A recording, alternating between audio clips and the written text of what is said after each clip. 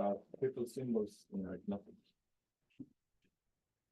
Thank you. I would like to thank the organizers as the last speaker, Amina, Eric, and You'll be here in a minute. so for their wonderful job during the week. So let's thank them.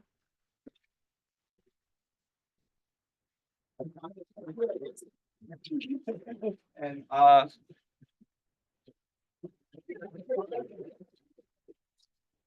going to talk about triple symbols. The one just for himself. In everything else. Yeah, exactly. It's a dramatic entrance. I like it. So I want to begin with double symbols.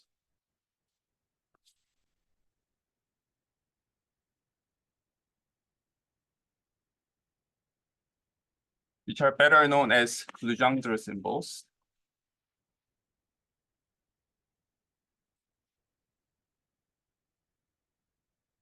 So I take P to be an odd prime.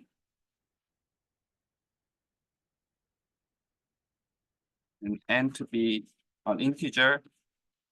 And I assume that P is not divisible by P. Then what is this double symbol? It's written in this way. So this is either 1 or -1. And 1 if the solution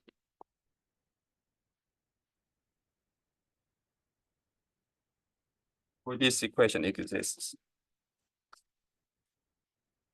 So typically people write the congruence equation. X squared is congruent to n modulo p, but this is more a straightforward way to express the same thing, and -1 otherwise.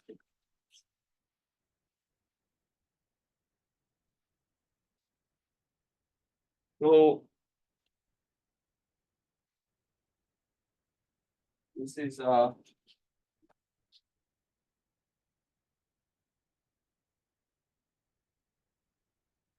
theorem of Gauss, quadratic reciprocity law.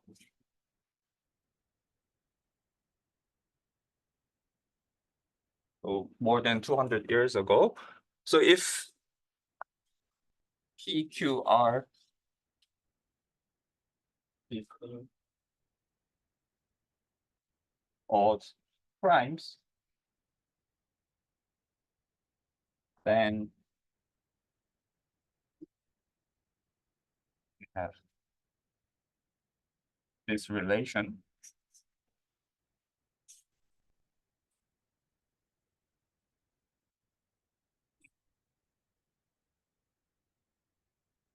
It is known as quadratic reciprocity, the law of quadratic reciprocity.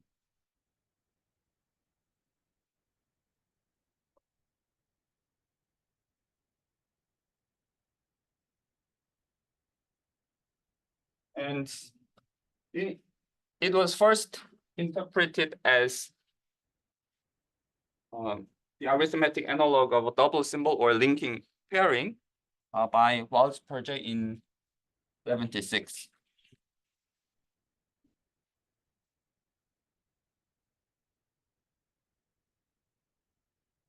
First interpreted this.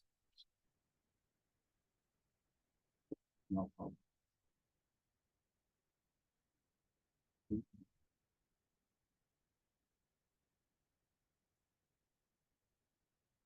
So if you view prime as knots in hypothetical three-dimensional space, then this Legendre symbol looks like they are measuring the linking between two primes or two knots.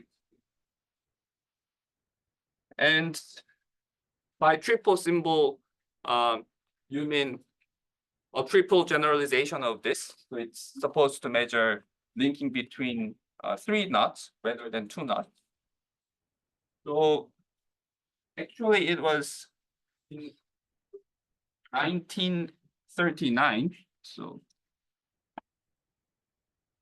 Red Eye. I hope I pronounced this name correctly. This is a Hungarian mathematician.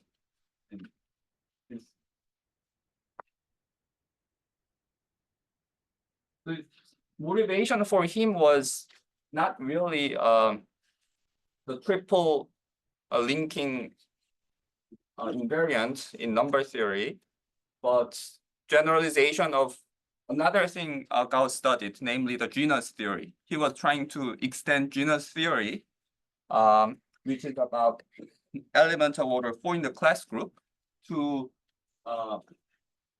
elements of order 8 in class group. So his motivation was to study like class groups of quadratic fields, but for that reason, he defined this triple symbol. So he introduced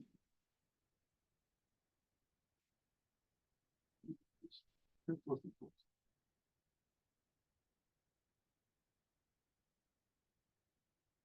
which were later. Let me check which year that was.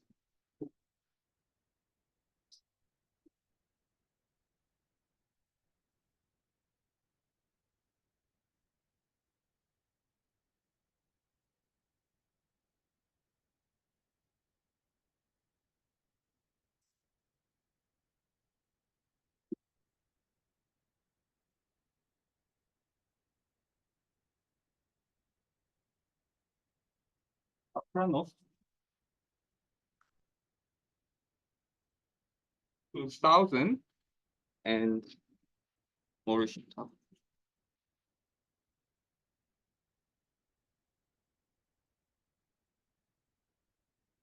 So let me recall what Red I did. So his construction is, by the way, let me, before I move on to triple symbol, I want to write down some Legendre symbol to give you a feeling of this reciprocity law. I will use these primes.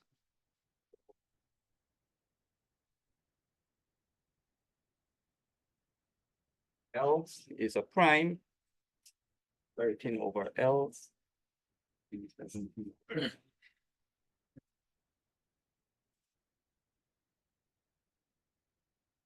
L is 3 times.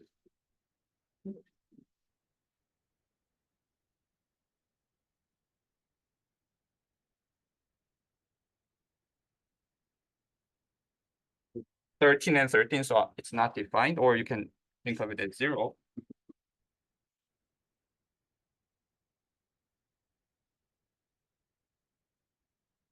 Okay. The reciprocity law says, by the way, these primes are congruent to 1 mod 4. So this power of -1 is equal to 1. So this number is equal to this number 1. Of course, this is equal to this one, but this one is equal to 1 for that reason. So if you think about this, it's saying something about this. So 2 squared is, I'm basically solving this equation.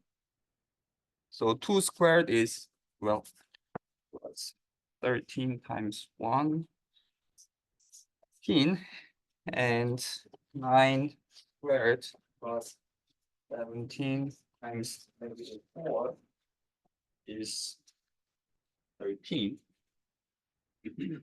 Or somehow these two equations are related. So I think this reciprocity bears some mystery after 200 years of its proof. So how would you think of this equation after looking at this? So okay. Let me move on to the triple symbol.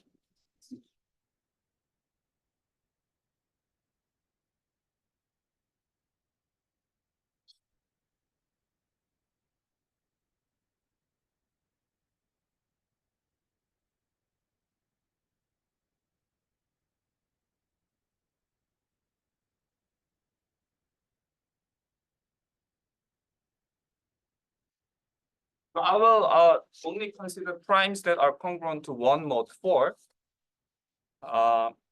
And as I mentioned here, it's supposed to be an analog of triple linking number. So it's customary to think of three knots, well, link with three components, of which two components are unlinked. So that condition must be given as the vanishing of this double symbol. So assume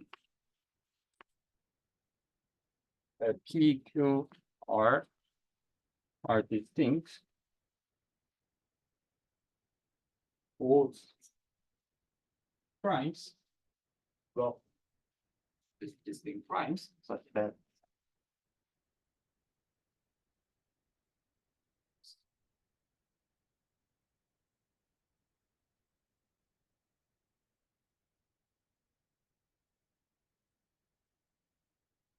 they are all congruent to 1 mod 4, and the symbols vanish.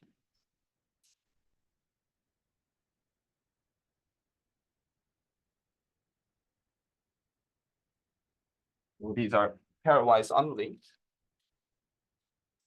Then consider the following equation.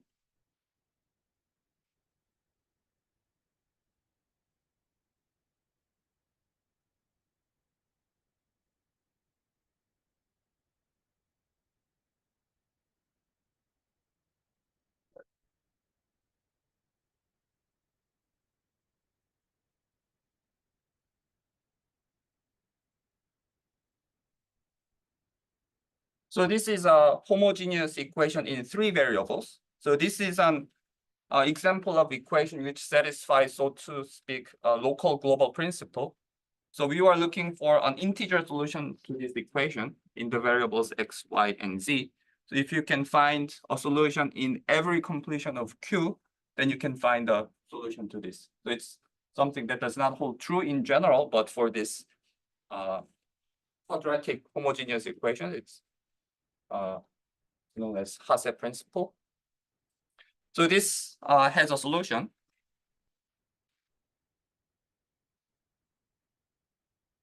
In Q, and only if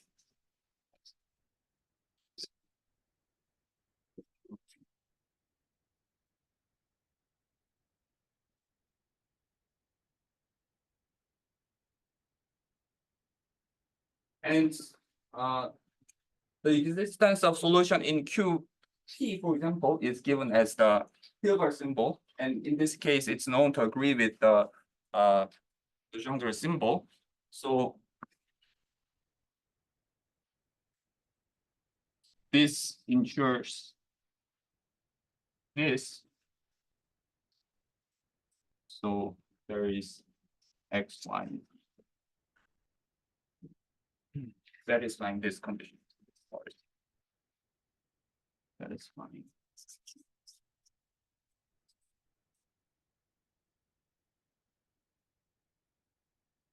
I'm just trying to make sure that I'm using the condition on the primes.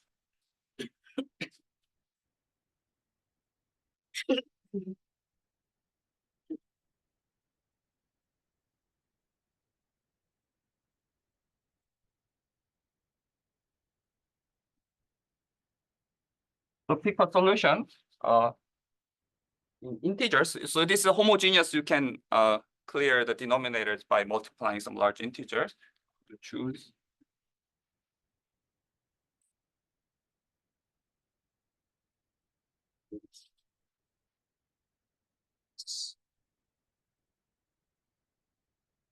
X minus y, 1, 4, and 2, 5, 1.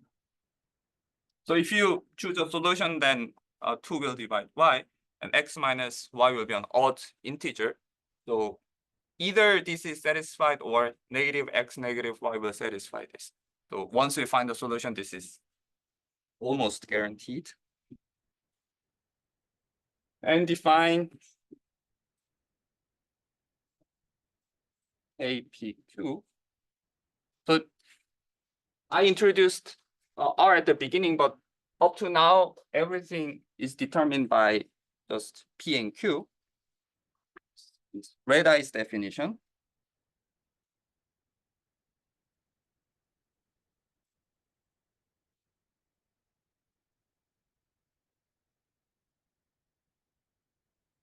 Consider this equation. So if you add square root of P, it's going to be a quadratic extension, then add square root of Q, then it's quadratic extension, and you add a square root of something else, it's going to be an oblique extension. And then Red Eye proved that first, this is Galois.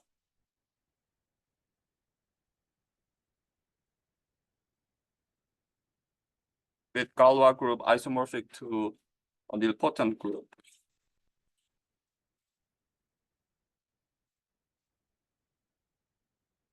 I will use the notation U2 of a ring. And notation is U2 of A is the group of the triangular important. U3 more suiting. Mhm. U3, isn't that better? Or why would U2?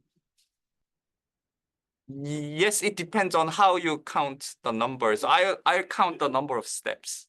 Okay. If you count the size of the matrix, I think U3 is more. Do you want me to change? No, I meant I don't understand what.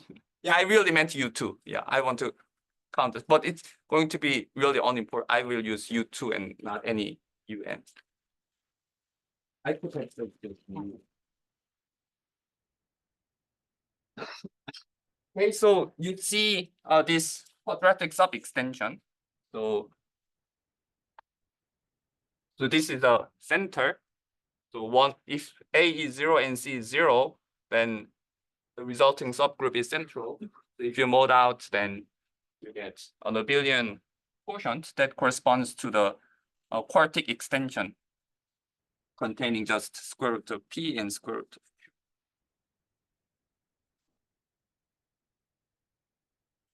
And this triple symbol is defined in this way. It's either 1 or 0 if R splits completely in KQ.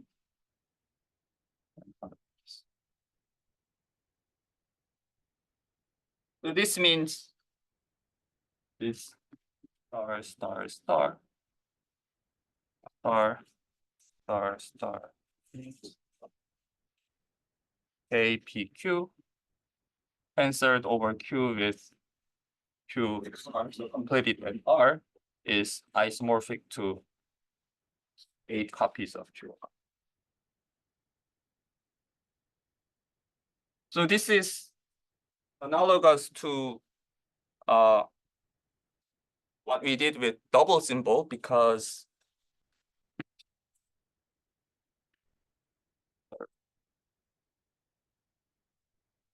E or Q is 1 if and only if Q splits completely in. So now this is an abelian quadratic extension. This is analog of this branched double cover branched along a given knot. So this is going to be some analog of branched covering with nilpotent covering. In fact, this extension KPQ admits such interpretation.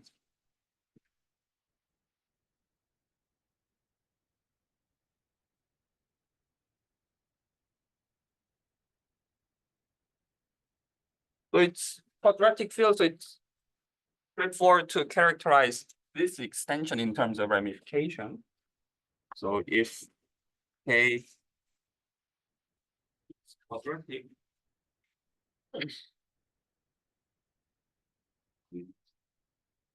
ramified exactly at P and a prime, let's say prime L, which is conjugate 1 mod 4, then K must be what you would think it is. So similarly, KPQ admits this type of characterization. So it's theorem of Amano. I think it's into T.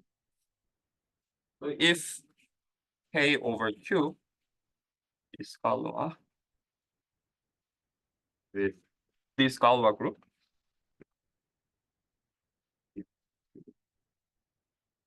isomorphic to Z, and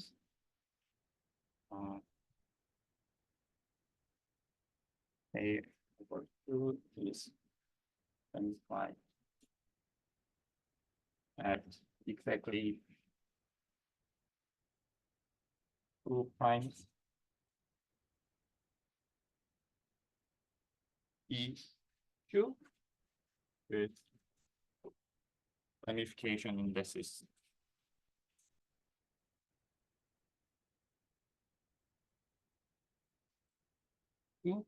Then this is exactly a radix extension.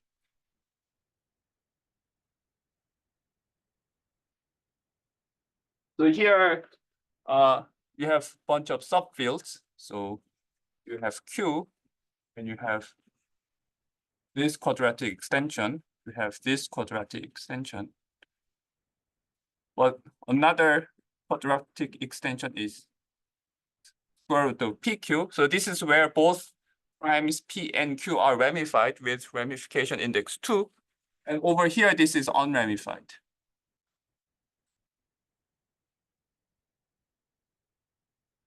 So if you look at the ramification index of a rational prime P or Q in this octic extension, it's going to be exactly 2. So these conditions characterize this radix extension according to Amano's theorem.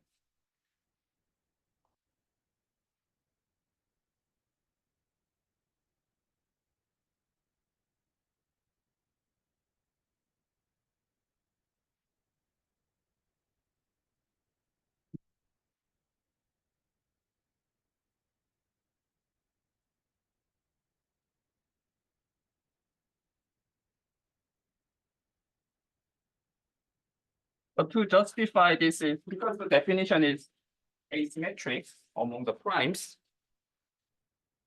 One has to justify that this is a triple linking number by showing some property with respect to permuting the factors. So also so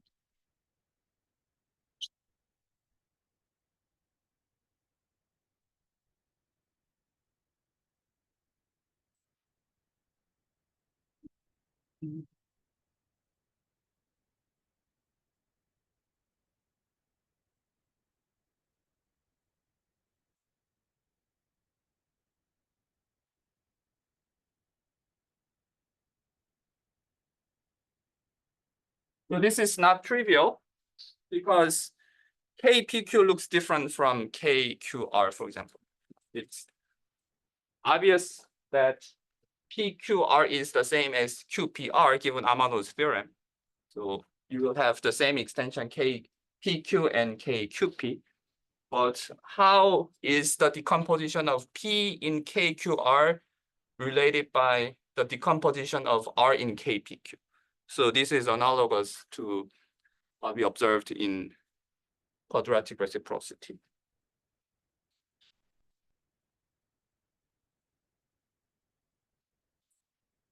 So here's some table of triple linking numbers.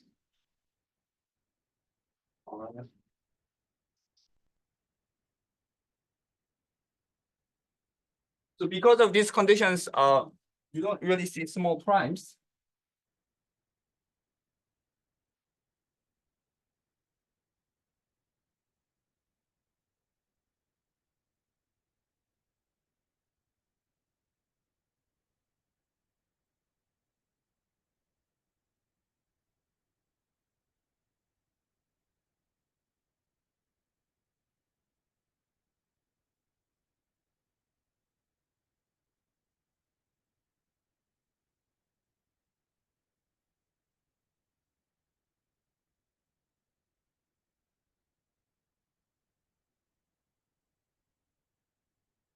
So this -1 is supposed to be the same as this -1.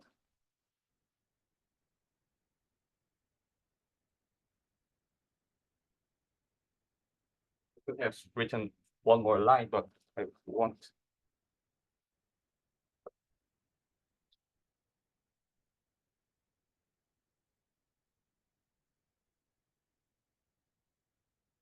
And actually, there's a natural statistical question about this. So if you collect all the triple of primes, then how many times do you expect to see 1 and -1? So in the case of quadratic residue symbol, so the younger symbol, they are supposed to be equally distributed among 1 and -1. But here you see one at the frequency of 1/128. So that's a recent work. I should have remembered their names, Ishida and two more collaborators. Yamatsuka, yeah. So so there's something, some structure in this.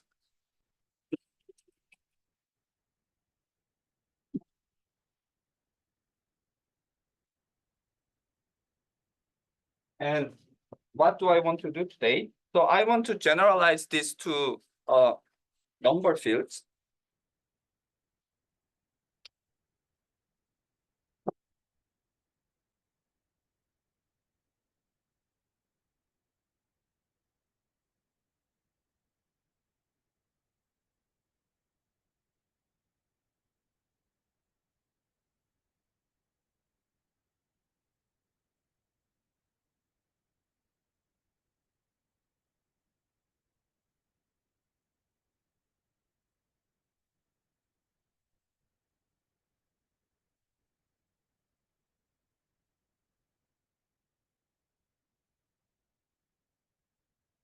So there have been some attempts to extend red-eyes construction to other situations.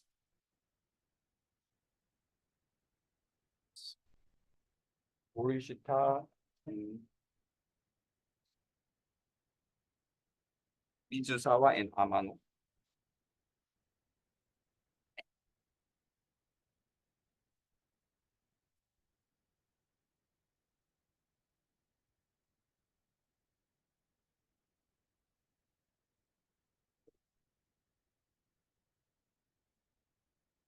Yes.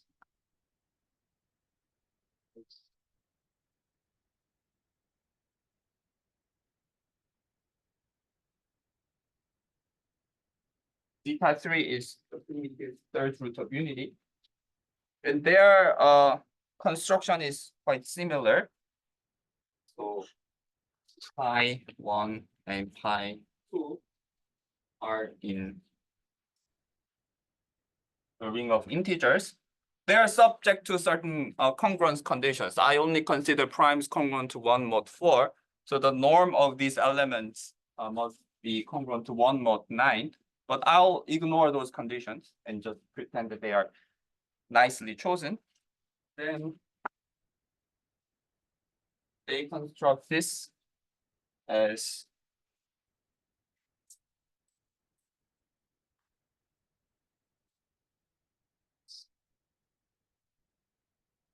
where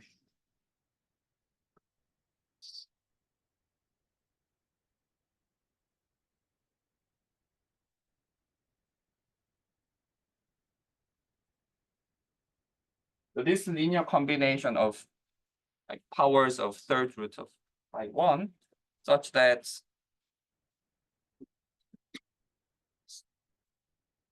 cubic equation is satisfied.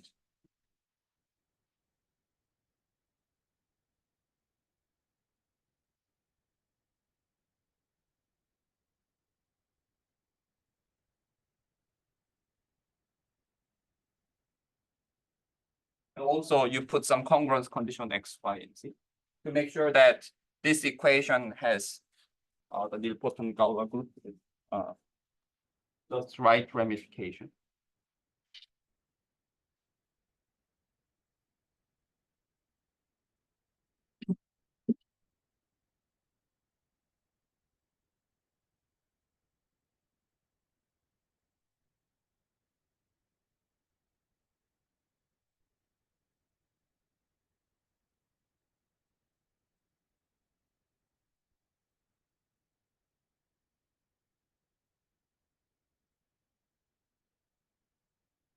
And on the other hand, they have attempted to interpret this as messy product.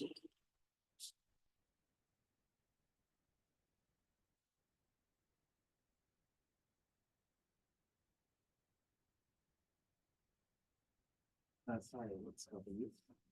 W is a variable. This is a four variable homogeneous equation. Yeah. So x, y, z, and those.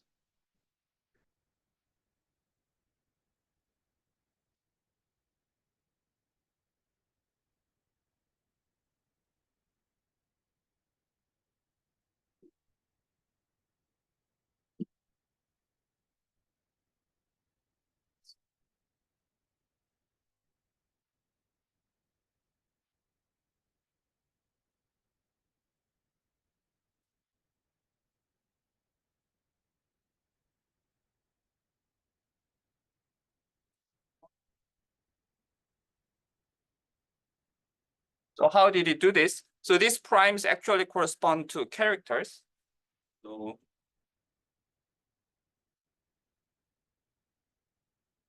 if you let this be the variable, then this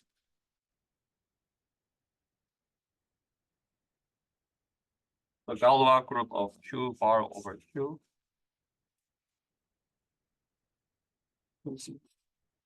Or multiplicatively plus minus 1 by sending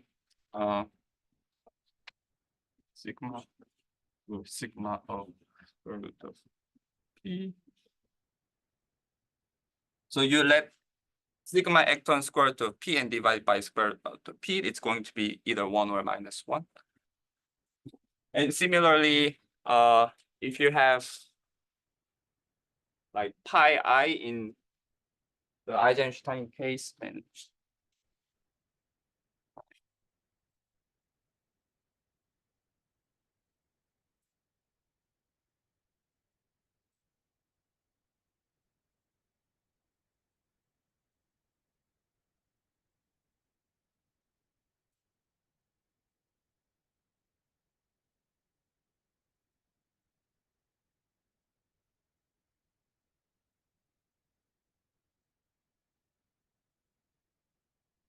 I hope it's clear how the character is cooked up out of these prime numbers. And so basically, the product you consider is if P, Q. Let me just discuss the red eye case, or rational primes.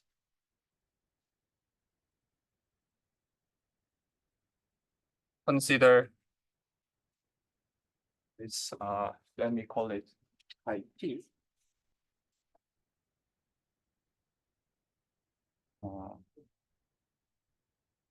IP, IQ, IR by solving D alpha PQ is IP IQ. So the top product is taking in the group homology with coefficients this, the group homology of this with coefficients this.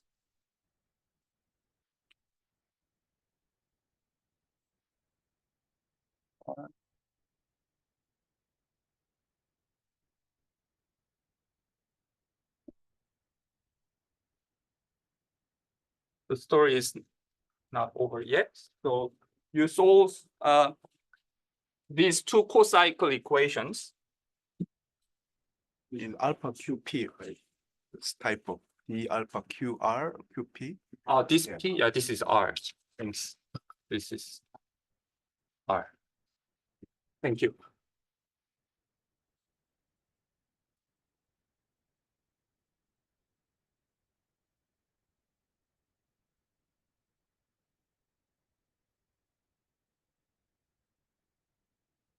Solving this and proving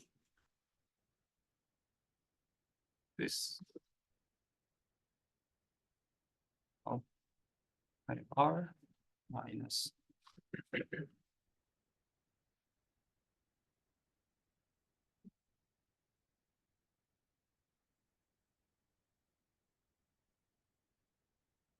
R maps to. So this is a cohomology class. It's co-cycle. This maps to the symbol under either of the maps.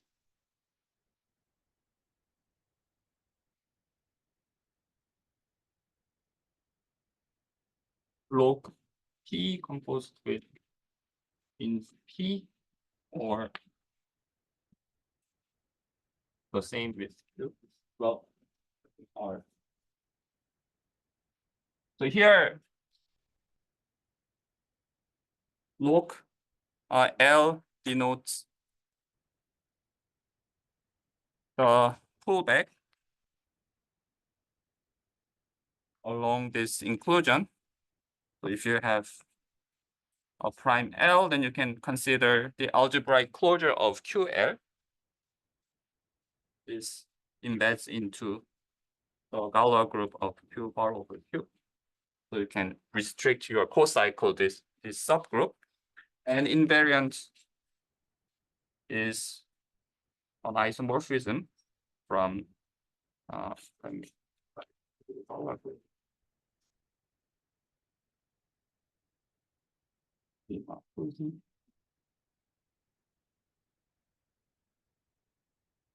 so you can think of it as an orientation of the tubular neighborhood of the knot L.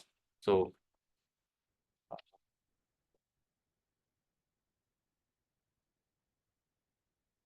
this is cohomological interpretation. And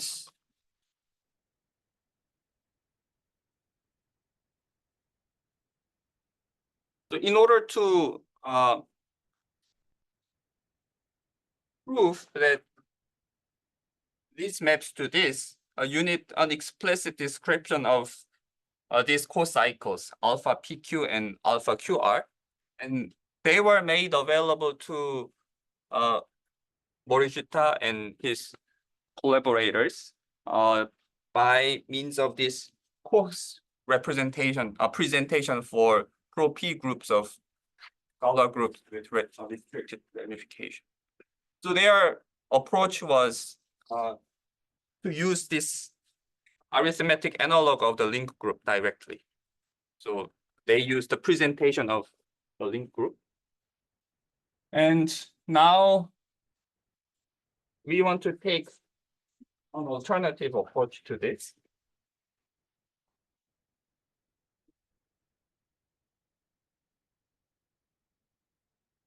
So but the idea is similar. So you trivialize this product. So this is related to this triple cup product. So here, this is trivialized in two different ways. First, trivializing chi p cup chi q, and the second time trivializing this. But you can try to trivialize this in two different ways, but not in that way. Okay? So this is what we will do. So we will recover triple symbol, recover and generalize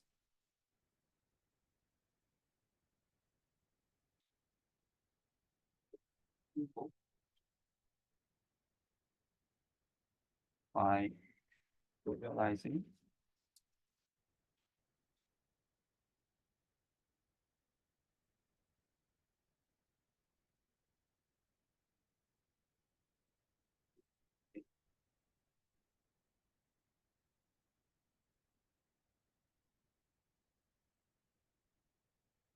once globally and then locally using fundamental.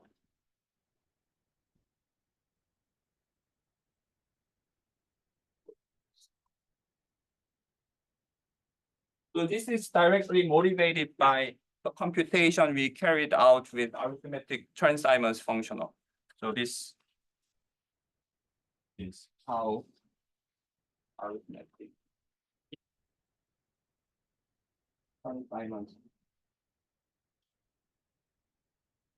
functional is computed using the following function.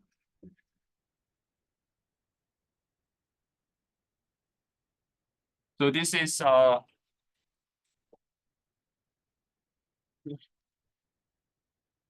something we did a while ago.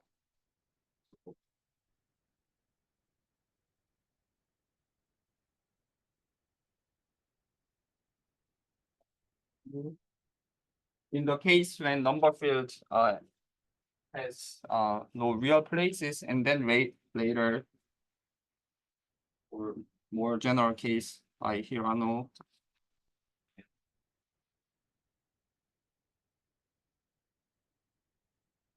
Three separate.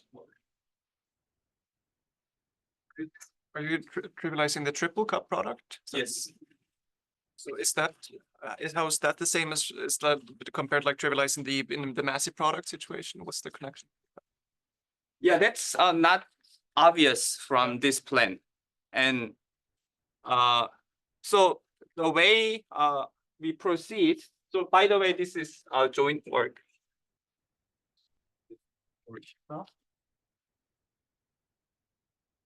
So the way we proceed is we just come up with a new way of producing a triple symbol.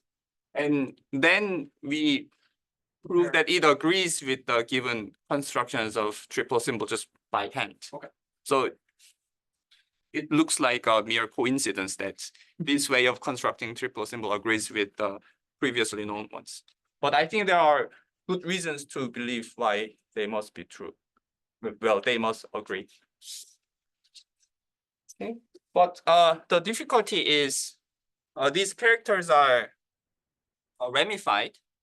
So local unramified trivializations are not guaranteed to exist. So you need to do something. So here is our formulation.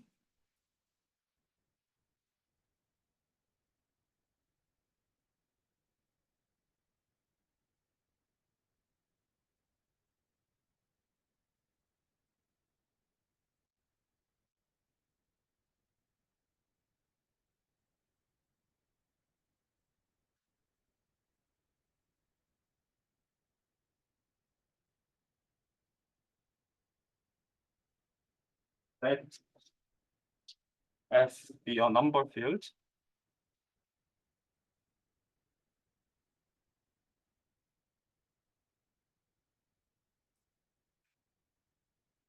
Mu n in it. So mu n is the group of all nth roots of unity.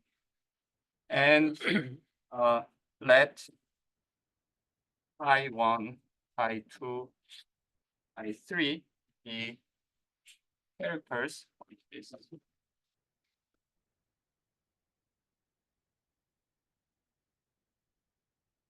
By the way, I will fix an identification of this with mu n. So I'm choosing a primitive nth root of unity. And I assume the following. So ramification loci are disjoint,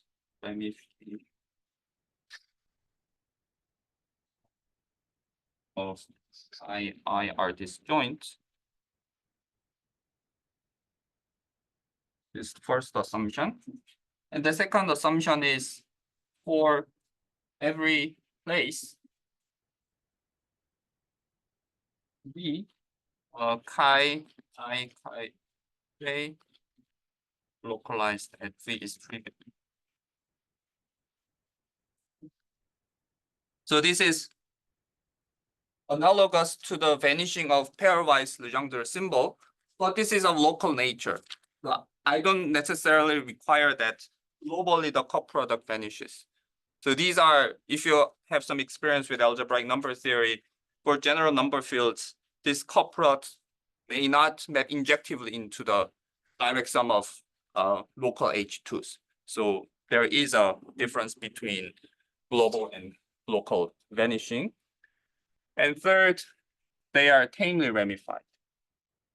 Each I is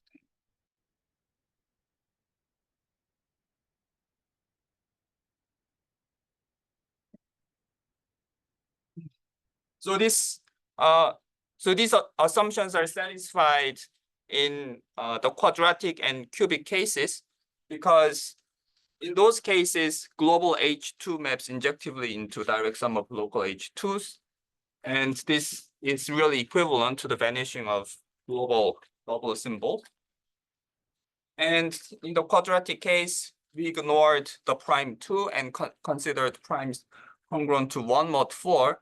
So tame ramification is ensured for that reason. And in the cubic case, they also ensure the conditions to make sure that cubic characters are tamely ramified. Okay. Then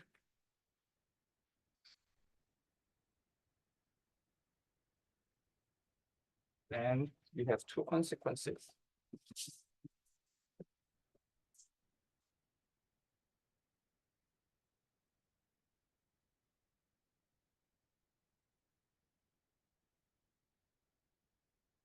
Then the only like real mathematical claim we are making here is the following. So theorem 1. Not really difficult, but just a combinatorial observation. So for every B,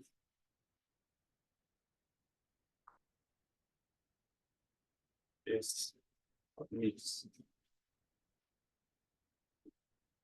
unramified.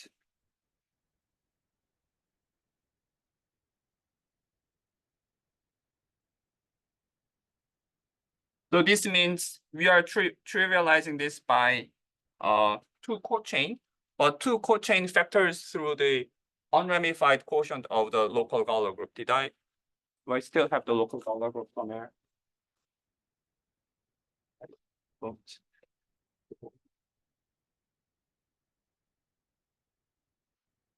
So these factors, well, this has a quotient. And this denotes the largest unramified extension of FV inside this algebraic closure. So this is a particular quotient. So how do I prove this? Actually, I just impose enough condition to ensure this. The tamely ramified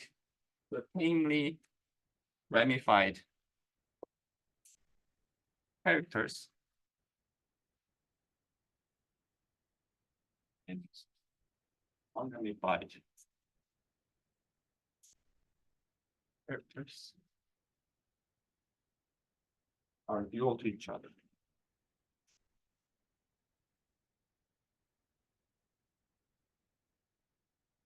Under local K-duality.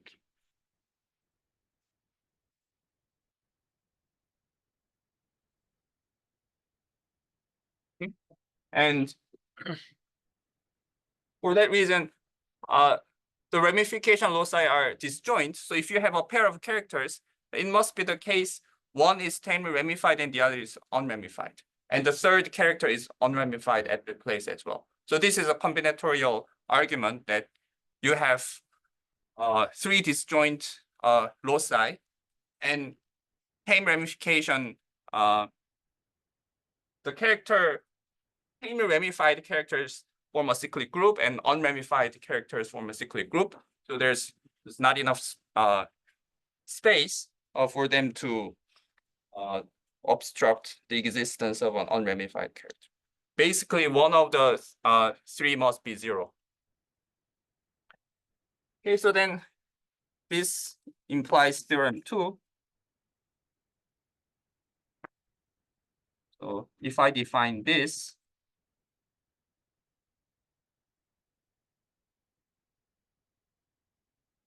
sum over all these, so V S.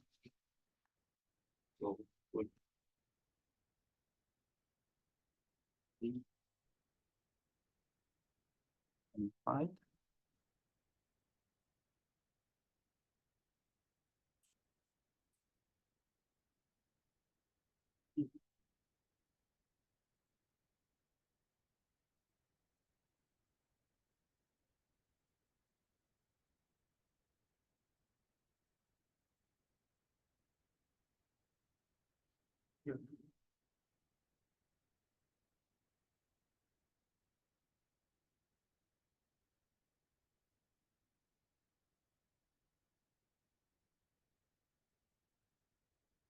So I trivialize this global 3 co-cycle by a global 2 co-chain and then localize.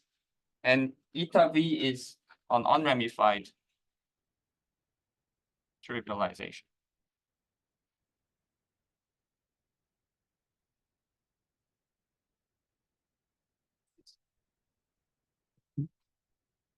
So this is what I call eta sub. Oh. Then the statement theorem is this is well defined.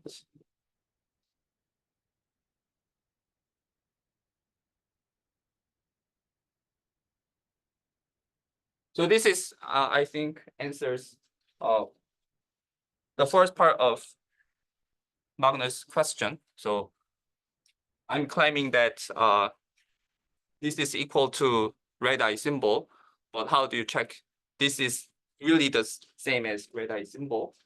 S is a union of SI. Oh, yes, thanks. Thank you.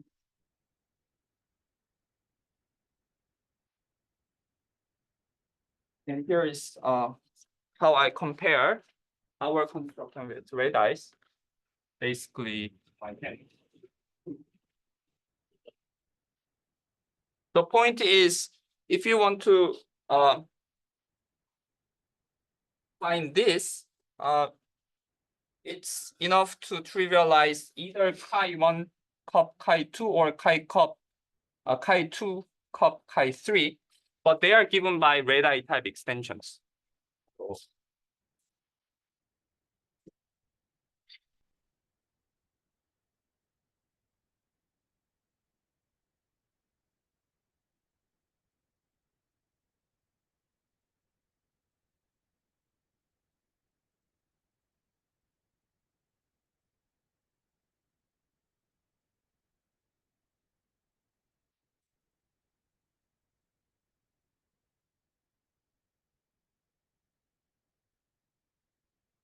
U2 of sigma NC extension.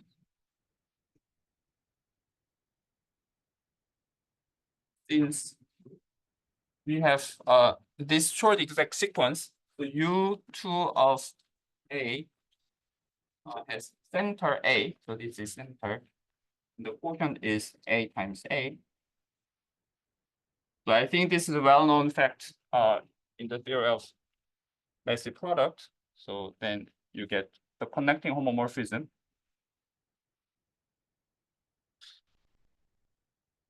I'm hiding some group here. Let me see. B.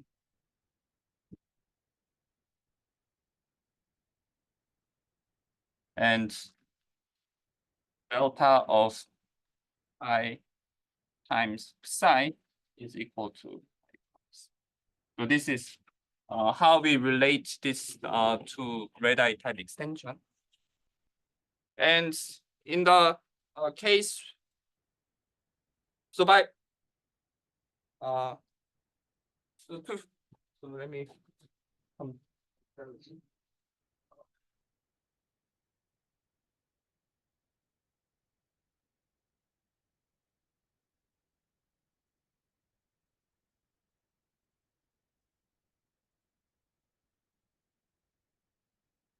so I will compute this character using global trivialization arising from red-eye's extension, and then use local trivialization. And then here's table of what happens. So we have to worry about places P, Q. Oh, by the way, this is not just S1, S2, S3, but union all the places which divides N into. So PQ, well, for me, P1 is P, P2 is Q, P3 is R.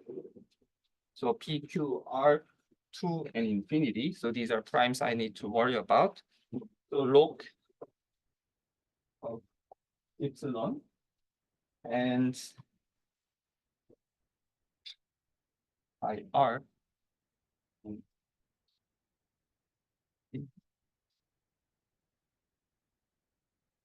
So these are the things we need to compute. As a result, I will be able to determine this term at V. So this is A.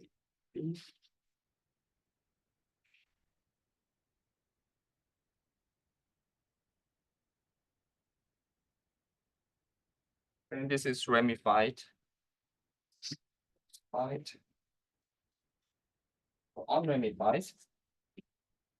And unramified. And here we don't know, because red-eye extension can be ramified at infinity or not. But look at this, these are 0 because we assume that their Legendre symbols vanish. And this is ramified, and this is unramified. All can be ramified, so I get 0. And this is 0, 0, 0, and unramified. And 0. And because this is 0, so anything pairs to 0. And these are unramified, so they pair to 0.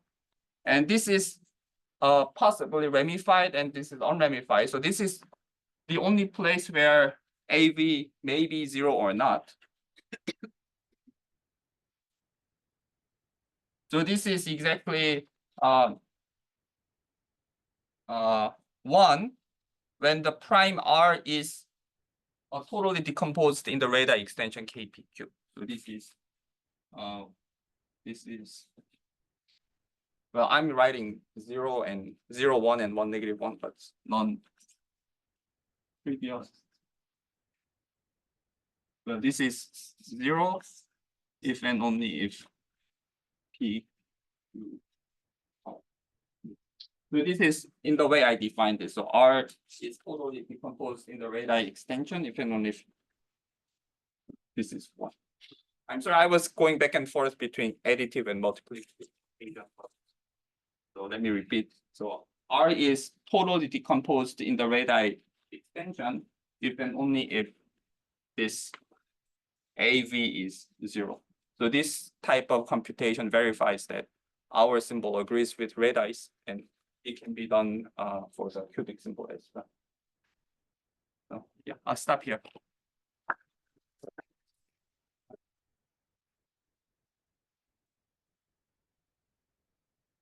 Thank you.